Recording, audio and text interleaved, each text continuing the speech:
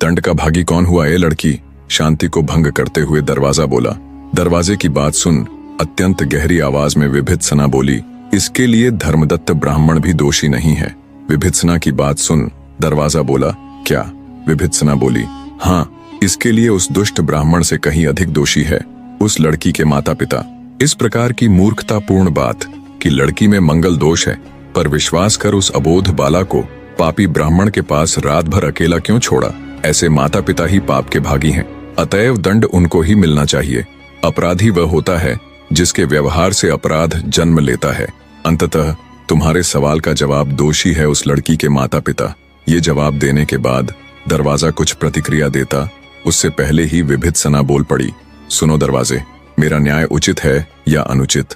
तुम्हारे वो बताने से पहले मैं ये जानना चाहती हूँ कि तुम्हारी इस दिलचस्प कहानी में आगे क्या हुआ था जब वो स्त्री राजा के पास अपनी शिकायत लेकर गई।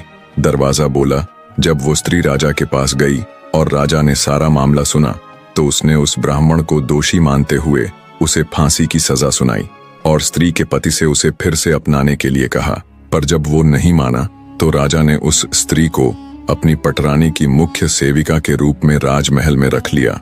कुछ देर चुप्पी के बाद आगे दरवाजा बोला, चूंकि तुम्हारा तर्क मुझे ज्यादा उचित लग रहा है कि जहां से गुनाह की शुरुआत होती है वही असली दोषी होते हैं, तो मुबारक हो लड़की, तुमने मुझे पूरी तरह संतुष्ट कर दिया।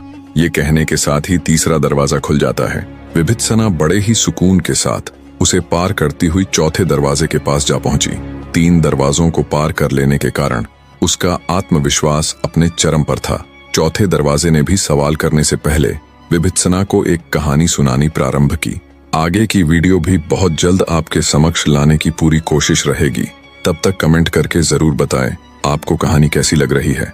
धन्यवाद मेरे प्रिय दर्शकों।